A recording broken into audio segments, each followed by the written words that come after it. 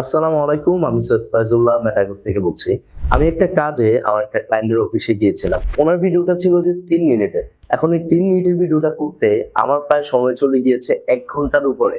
এমনটা কেন হয়? আসলে আমরা ক্যামেরার সামনে আসলে কেন ভয় নিজের মধ্যে তৈরি করি বা কেন ইতস্তবোধটা থাকে যে আমি পারবো কি পারবো না বা আমার ভিতরে ভয়টা কেন থাকে? এটা আসাটা স্বাভাবিক। কারণ হচ্ছে যে আমি কিন্তু রেগুলারলি ক্যামেরার সামনে কথা বলতেছি না বা রেগুলারলি ক্যামেরার সামনে কাজ করি না। যার কারণে আমরা হয়তো ক্যামেরা দেখলে বা ক্যামেরার সামনে আসলে কনফিউজড হয়ে যাই বা একটু ইতস্ত বোধ করি, একটা ভয় কাজ করে। তো আজকে আমি আপনাদেরকে পরামর্শ দেব যে কিভাবে আপনি আপনার কনটেন্ট গুলো খুব সুন্দরভাবে করতে পারবেন এবং কিভাবে ক্যামেরার সাথে আপনি নিজেকে মানিয়ে নিতে পারবেন। প্রথমত হচ্ছে আপনি কনটেন্ট বানানোর জন্য একটা প্ল্যান করবেন এবং সেই প্ল্যান অনুযায়ী একটা স্ক্রিপ্ট লিখবেন। আপনি যেহেতু নতুন, আপনি মনে রাখবেন যে আপনি নতুন যেহেতু সেই ক্ষেত্রে আপনার স্ক্রিপ্টের প্রয়োজন আছে। কিন্তু ডে বাই ডে আপনি কাজ করার পরে কিন্তু আপনার স্ক্রিপ্টের প্রয়োজন নেই।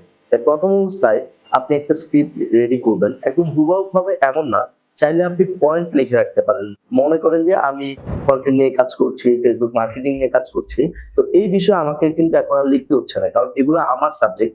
আমি ভালোভাবে জানি। তো আমি হচ্ছে যে ছোট পয়েন্ট গুলো লিখে রাখি। এগুলো থেকে আমার যদি কোথাও ভুলে যাই তখন আমি এটা কাজ করতে পারি। তো আপনারা যদি নিজেদের সাবজেক্টের উপরে ভিডিও বানান, সেই ক্ষেত্রে আপনারা ছোট পয়েন্ট লিখতে পারেন যে আমি এটার পরে এটা বলবো, এটার পরে এটা বলবো, এটার পরে এটা বলবো। এই যে পয়েন্টের ধাপগুলো, এই পয়েন্টগুলো ফলো করে আপনি হচ্ছে যে কনটেন্টটাকে কমপ্লিট করতে পারবেন।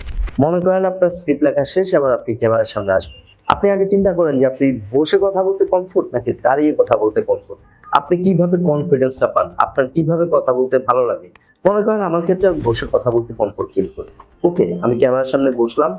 প্রথমত ক্যামেরার সামনে বসার আগে আপনি চেষ্টা করবেন যে আপনার ফেসটাকে ধুয়ে টিস্যু দিয়ে সুন্দর করে মুছে নেওয়ার। কারণ আমাদের ফেসের মধ্যে কিছু তৈলাক্ত ভাব থাকে। আপনি দীর্ঘ সময় যদি ফেসটাকে না ধুন তখন কিন্তু আপনার ফেসে তৈলাক্ত ভাব চলে আসবে। তো সেই ক্ষেত্রে আপনি হচ্ছে যে প্রথমে ফেসটাকে ধুবেন, দেন টিস্যু দিয়ে ওয়াশ করে তারপর ক্যামেরার সামনে বসবেন। তখন আপনার ফেসটা একদম ক্লিয়ার বোঝা যাবে। মনে করেন আপনি ক্যামেরার সামনে বসে কনটেন্ট শুরু করলেন। ভিডিওতে আপনি একটা কথায় বারবার ভুল করছেন। আপনার এই কথাটা বারবার আসতেছে না। তখন আপনি চেষ্টা করবেন যে পানি খাওয়ার জন্য। যেমন আমি আমার কাছে কিন্তু একটা পানির বোতল রেখেছি। যদিও এটা আপনাদেরকে দেখানোর জন্য, এখন আর আমার প্রয়োজন হয় না। তো এরকম কনটেন্ট এ যদি দেখা যায় যে আপনার খুব বেশি মানে গ্যাদারিং হচ্ছে, এই জিনিসটা আপনি পারতেছেন না, সেক্ষেত্রে চেষ্টা করবেন পানি খাওয়ার জন্য। তারপর হচ্ছে যে মনে করেন আপনি ভিডিও করতেছেন, মানে প্রথম অবস্থায় আসলে যেটা হয় যে আপনার ভয় লাগতেছে বা সাফোকেটেড ফিল করতেছেন, সেই ক্ষেত্রে হচ্ছে যে আপনি মনে করেন একটু উঠলেন, হাঁটাহাঁটি করলেন, একটু টানা দিলেন, নিজেকে একটা ভালো ফিল করালেন। দেন আবার হচ্ছে ক্যামেরার সামনে বসবেন। বসে তারপর হচ্ছে যে আপনি কনটেন্ট গুলো শুরু করবেন। আর যেই শব্দটা ভুল হয়, যেহেতু কনটেন্ট গুলো এডিট করা হয়, তো চেষ্টা করবেন যে যেই শব্দটা ভুল হয়, ওই শব্দটা যেন আপনি সাথে রিপিট না করে একটু সময় দেন। সময় দিয়ে তারপর আবার ওই শব্দ থেকে শুরু করেন। আমাদের সময় অনেক সময় হয় কি আমরা একটা শব্দ ভুল বলে ফেলি, এটাকেই চাই যে আবার জোড়াতালি দিয়ে রিপিট করে চালিয়ে দেওয়ার জন্য। না।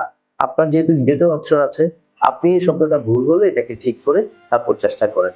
এছাড়া আরেকটা সমস্যা হয় যে মানুষ লাস্ট পয়েন্টে এসে যে কল টু অ্যাকশনটা দেয়, সেই ক্ষেত্রে বেশি গুলিয়ে ফেলে। মানুষ হচ্ছে যে মানে এই পয়েন্টটাতে কি বলবে এই জিনিসটাতে বেশি গুলিয়ে ফেলে। তো আপনি চেষ্টা করবেন যে এই পয়েন্টটা একদম ক্লিয়ার ভাবে লিখে রাখার জন্য যে ভাই আমি এটাই বলবো যে আমার এখানে অগ্রিম কোনো পেমেন্ট করতে হয় না। অর্ডার করতে অর্ডার নাও, অর্ডার ক্লিক করুন। এই যে জিনিসগুলো থাকে, এই জিনিসগুলো আপনি ক্লিয়ারলি কল টু অ্যাকশনটা দেওয়ার চেষ্টা করুন।